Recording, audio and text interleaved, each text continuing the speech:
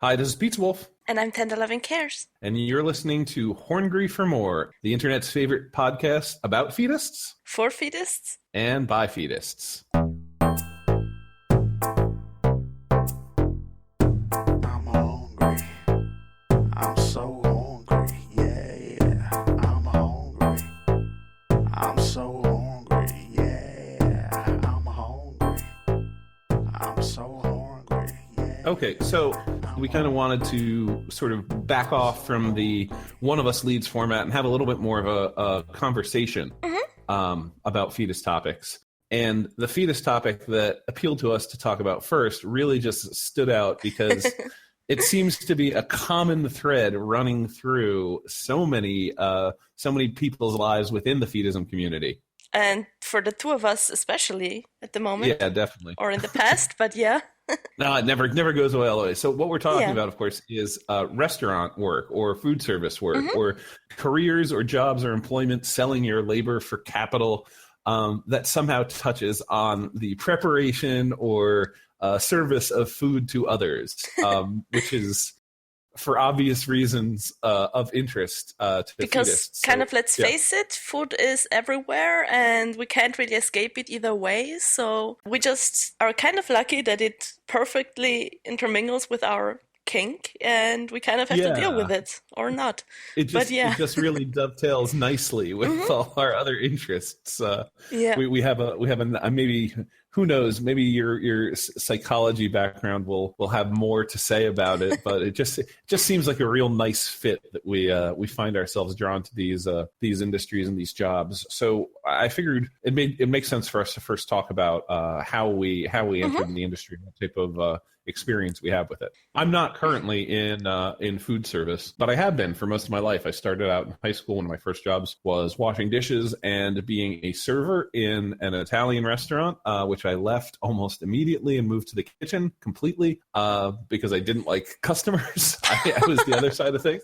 So I became a cook very, very shortly thereafter. And then in college, cooked at a barbecue restaurant in Central Florida for about 4 years.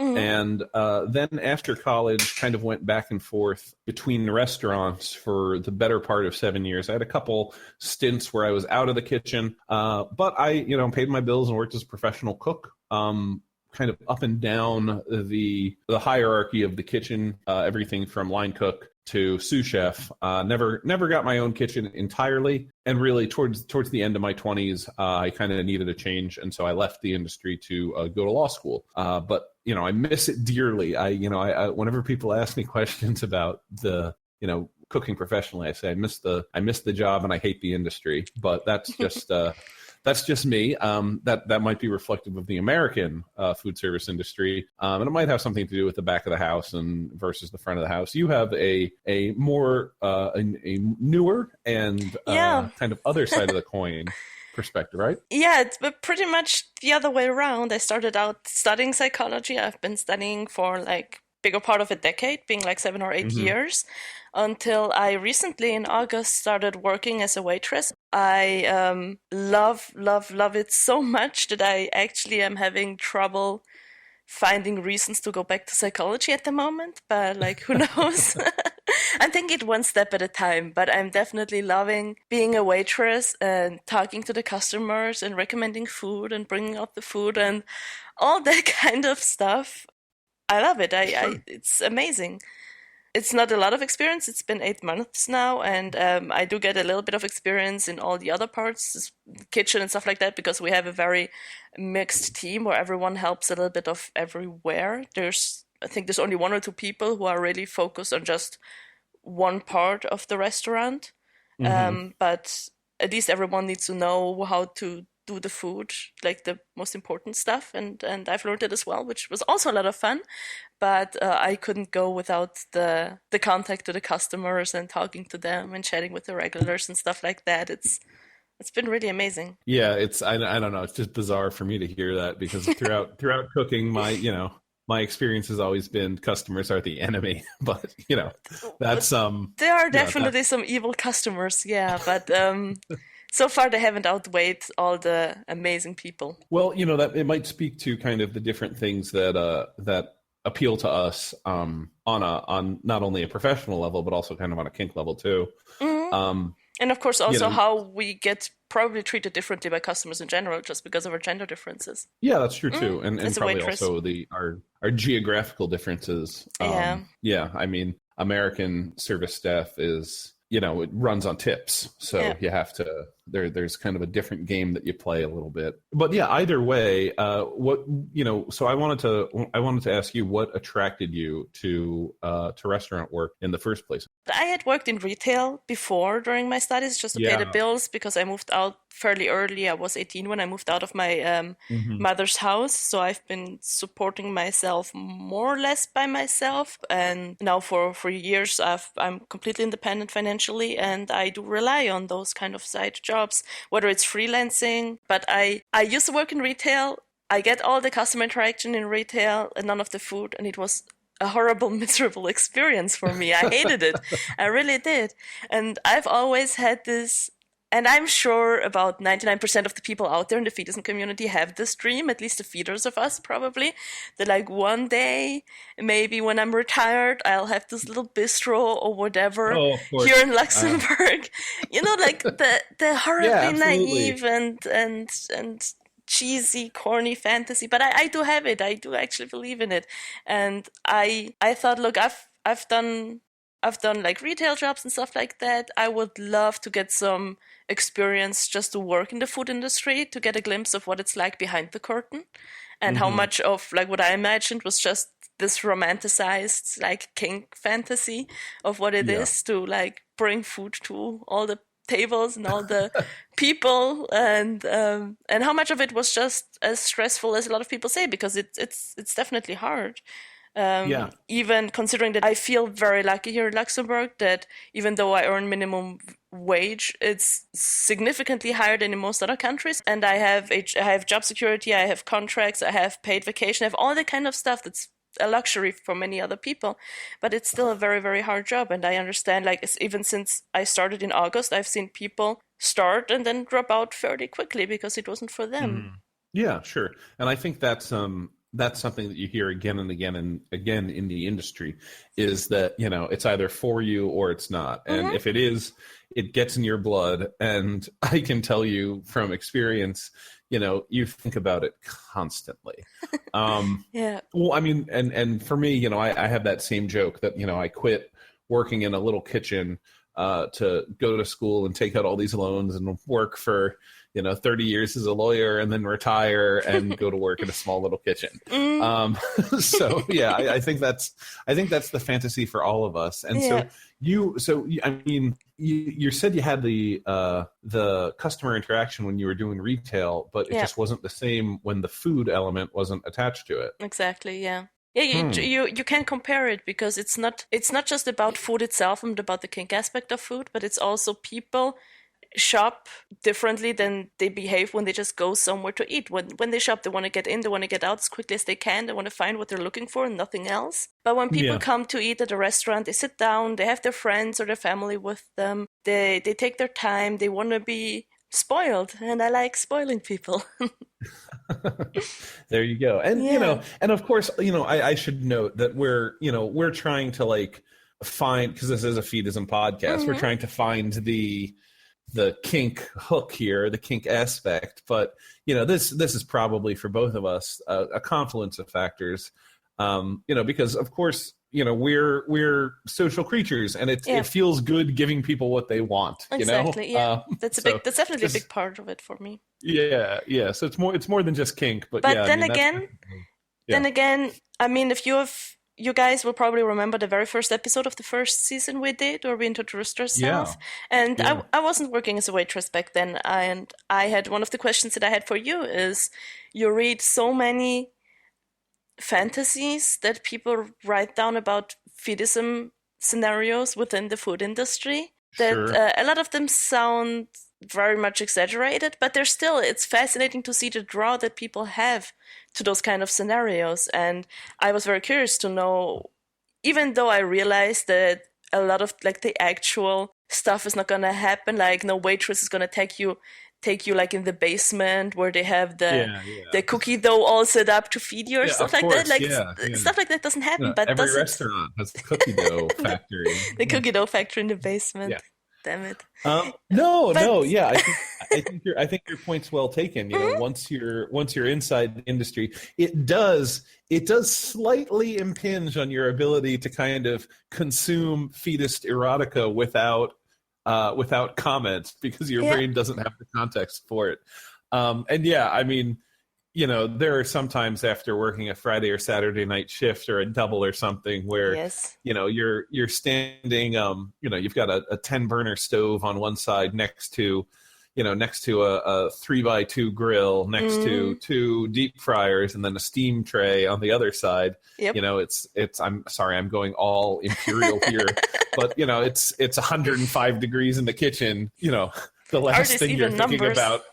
Yeah. You know, the last thing you're thinking about is sex. You're like, oh, I just need to finish this and then pass out. Well, that's pretty much what you said during that first episode, but I was still actually surprised when I started how much, and maybe that's more of a reflection of my mind than about the industry in itself. But at least for me, and maybe there is a difference because I have the contact to the actual people eating and seeing them eat and checking in on them on how they like the food, if they want something else, if they whatever.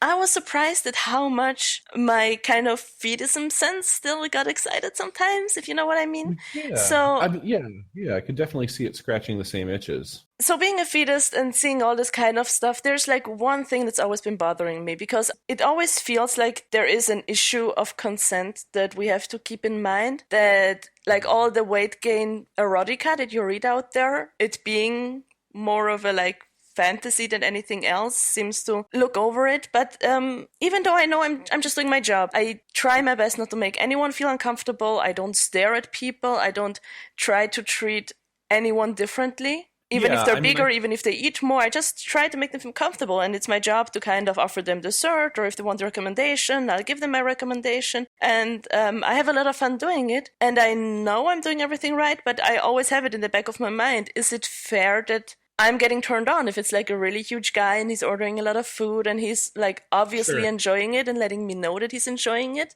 even though I know the chances that he's actually into this is so ridiculously small. Yeah, no, I think that's a good point. I mean, you know, you think about those customers who, or on the other side, when we're customers and we have servers who do something similar, you know, when they tick those boxes, they didn't go out to dinner, they didn't go to work, you know, expecting to be part of my my arousal calculus for the evening. And I mean, you know, as far as the kitchen goes, it's more in the abstract because we very rarely see customers. But you know, if a ticket comes in that says something like, oh, you know, I want some sort of like salad and a very low fat protein, and you know, something that clearly someone who is very health conscious ordered, you know, there's no appeal whatsoever, and obviously, you know, to be like, oh well, I'll substitute a full fat dressing, or you know, it's no, you know, you just you never do that. But, one, you never do that because a horrible person would do that, and two, you know, you know, people always kind of like make fun of the idea of like, you know, the kitchen's gonna spit in your food or something, you know, something like that.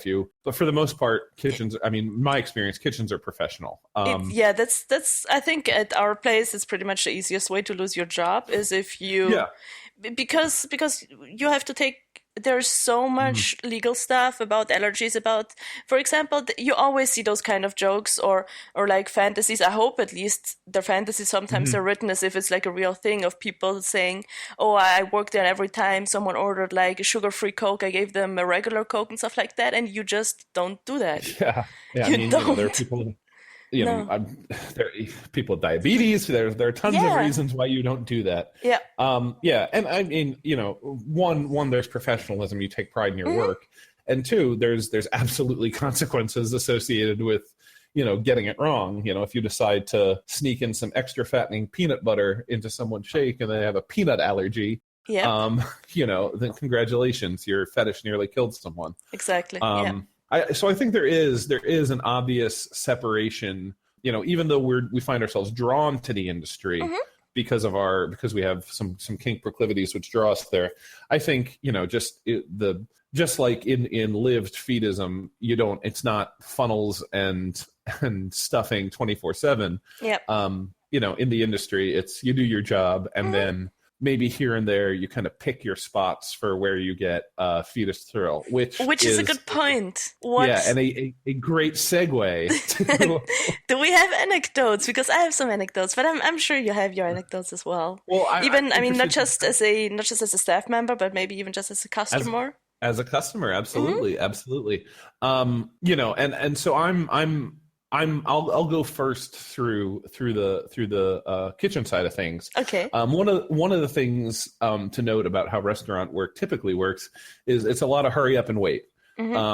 So you're gonna hurry up and prep your station, and then hurry up through rush and serve lunch, and then there's going to be a lull for dinner. And sometimes you're cut to go on break. Sometimes you have other prep tests. But if you're good at your job, you knock the stuff out. You end up getting your mise en place taken care of. You want to have some downtime, and therein lies the it varies from restaurant to restaurant. Some restaurants do staff meal or family meal, they call it, where they'll take something that didn't sell particularly well and make it for the restaurant staff to eat, or even we had a lot of the cooks in one of the restaurants I worked in, which was French fine dining. Yeah.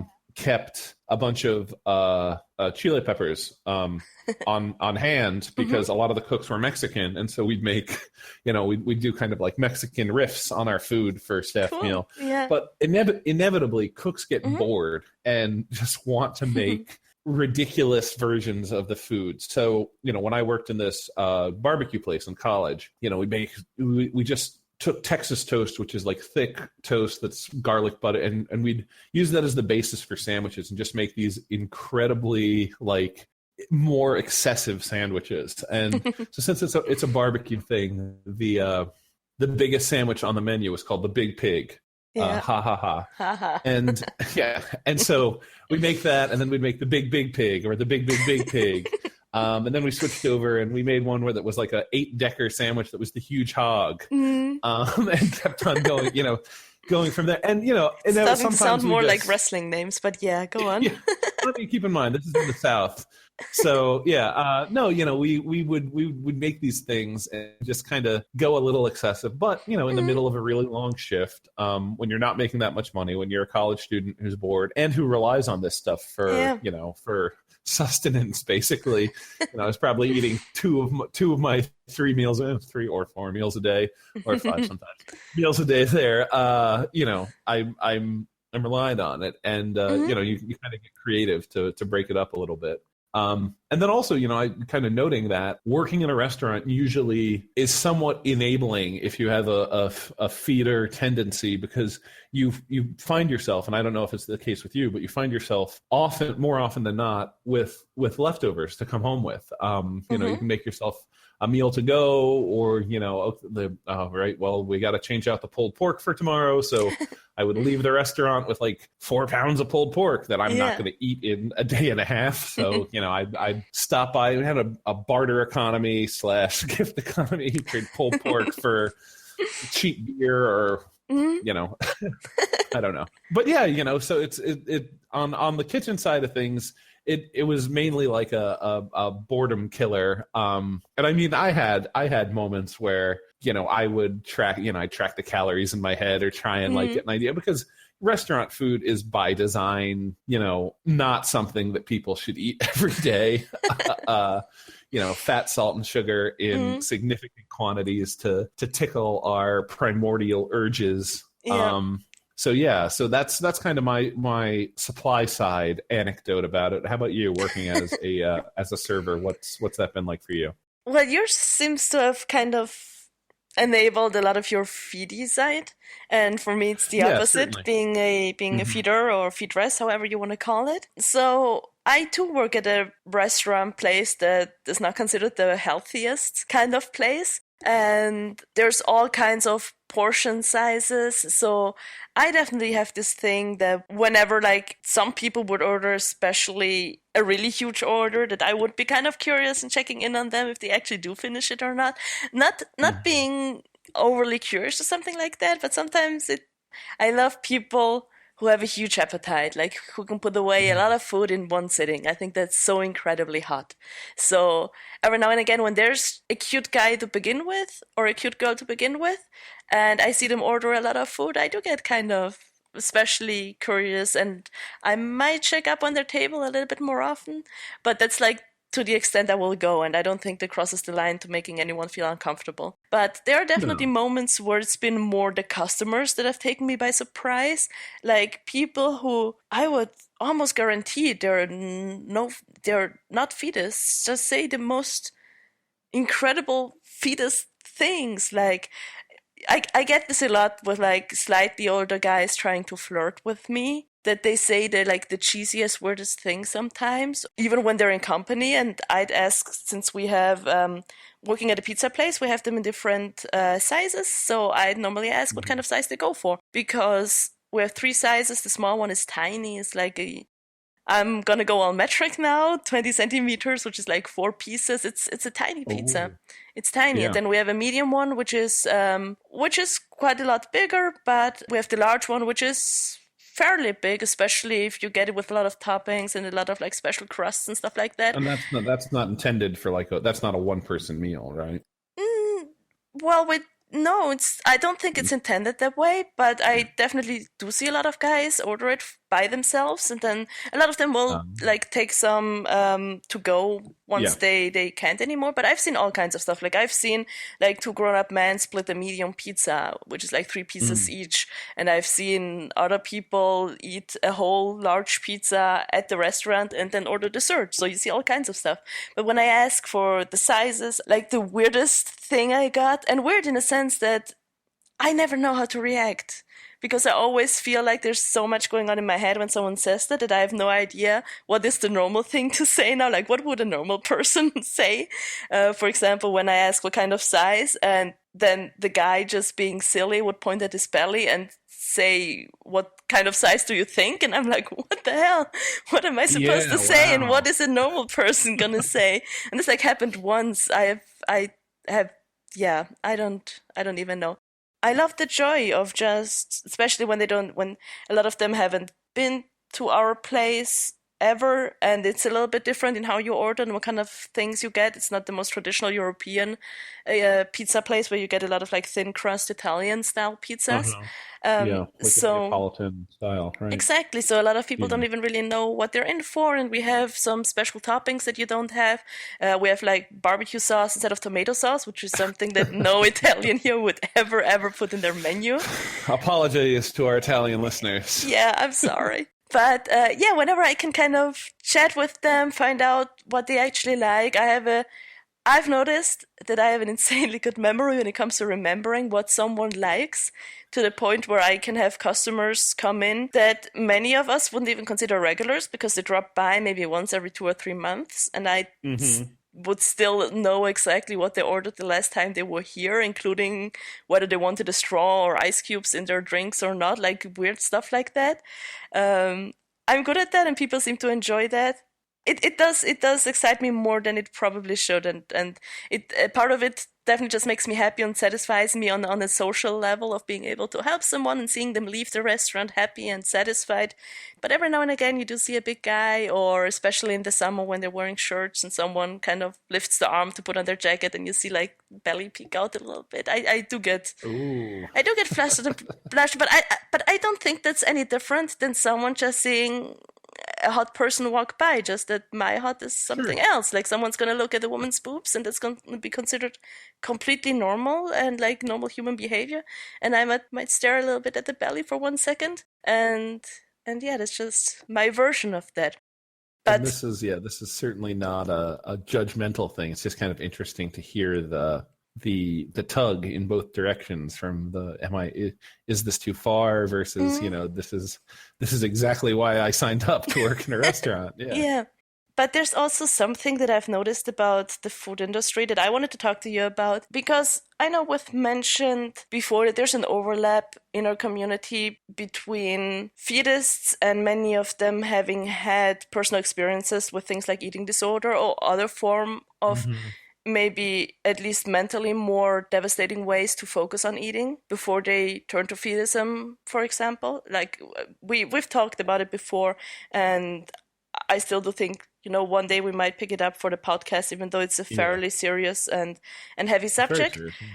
So when I started working at the restaurant, I was surprised by how much my coworkers would also obsess over food and weight to some extent. A lot of our conversation is about food. Like almost everyone I work with has a tracker for their steps they take at work to compare and things like that. And I did definitely notice from some people in my team a lot of like fat negativity to the point where it really had I had some moments where I was getting seriously annoyed, not even at coworkers, but even my boss, for example, because they would make remarks about customers, about other people. And a lot of it felt more like venting, because they would pick customers they were already annoyed by. But sometimes it was literally just, look at how fat he is. And that shit annoys me to no end. And I thought if it's your work to provide food to people, and we also provide alcohol, and I never ever really hear anything comment about how some guys will drink almost 2 liters of beer and then get on their motorcycle, or someone coming by with their infant kid and drinking half a liter of red wine. Nobody really comments on that, or we don't comment on smokers, we don't comment on so many other things, but somehow I wonder if the food industry generally attracts people who have issues with food, whether it's, in our case, it being kind of a kink issue, or in other parts being another personal issue, or if maybe the food industry makes people care more about the kind of stuff. I mean, I guess my take on it would be that it's hard for me to say whether it does or it doesn't, but I think there's a pressure when you're in, when again, restaurant eating is almost never considered orthodox eating. You're if the diet industry had their way, no one would ever eat at restaurants because all the food's bad for you. And so maybe there's a pull for people who find themselves employed in that line of work who want to kind of affirm that line and distinguish themselves. Like I may work at a restaurant that serves, thick, cheesy pizza, but I'm different from those people. I'm not, so maybe it's some desire to affirm their otherness and say, well, I may work here, but I'm just, I'm still different from these people. And it's their issue that they're so, who knows? I don't know. Yeah. I mean, but it's a pity when, it certainly is. I've known bartenders who don't drink, who are almost universally miserable people. And I guess the other bartenders I know are alcoholics, so it might cut both ways. Who knows? Sorry to all the bartenders out there. We love you. Yes, well, sorry. So I love you and continue serving me. But I mean, I've had that experience as a customer too, kind of the one you describe, where kind of more on the feedy side of things. And, again, being in America where the size of, the total cost of the order placed by any one customer directly corresponds to how much pay that server gets to take home off that table. If 4 guys who look like me sit at a 4-top table and each of us orders an appetizer, an entree, dessert, 2 drinks, and a coffee afterwards, and we eat fast, it's going to be a lot better than 4 thin people who each split 2 of them split 2 salads and then they all just drink water. So occasionally there have been times where I've been dining with other feedists, and we've kind of shared look, like, does he know, does she know, type thing when a server's been particularly when it seems like they may have taken a post-professional I mean, maybe maybe they're just doing their job perfectly, and we're believing that we're different because isn't that the goal? Isn't that perfect service? Is you want to believe that you're being treated special? Yeah. So you want to believe that you're somehow different and better than all the other customers. But it might be, and there've been a few times. Once there was one time where after I placed my order, the server sat down at the table with me and went over like when she came back to take the dessert order, she went over each thing in great detail and was like, "I love that's this." so cute. I was like, "Ooh," but initially it was reserved and professional. I mean, it wasn't it was a casual restaurant, so it wasn't it wasn't like this was at some fine dining place and she totally broke all the rules. Obviously, but the initial order was like, okay, I'm just, what can I get you? And then, after seeing me just eat a ton of food, and I was actually, I mean, it probably has to offer dessert to everyone. But that she sat down and took the time. I was pleasantly feeling it. I didn't make a move, and there wasn't, she didn't write her number on the check or anything. It was like, call me. But no, I mean, it might have just been very, very good service. I tipped liberally. It was, maybe I was played to a T, but it's one of those things. It's kind of like a catch-22, where we, on one hand, we know that there's so few feedists around.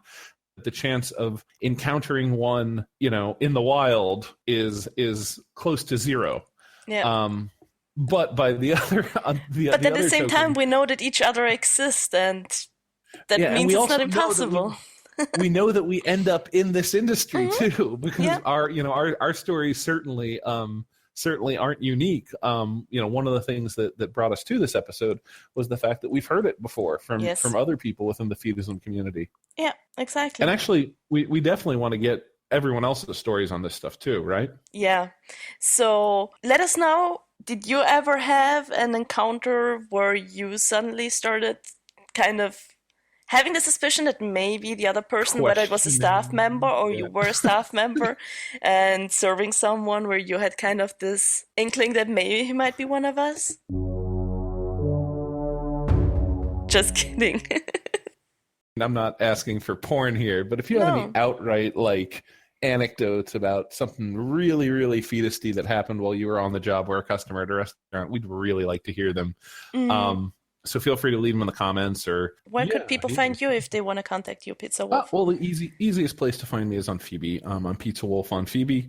That's probably the best way to get a hold of me, because Lord knows I check Phoebe at least once or twice a day, probably 4 times more at times. Night. Yeah, a couple times at night. No. But yeah, I'm always happy to talk about the podcast with people. Feel free to message me, Pizzawolf on Phoebe. And you can find me as Tender Loving Cares on Phoebe. I have a Horngry profile on Grammar for people who want to contact me. I'm Tender Loving Cares on Tumblr, which is where you can also once in a while small updates on where the podcast is going, what kind of things we're planning. On the Patreon we started, for example. There's the official website that is both for the podcast as well as for the Horngry magazine, which is horngrymagazine.com. Feel free to check it out. Yeah, please. Bye. Bye-bye.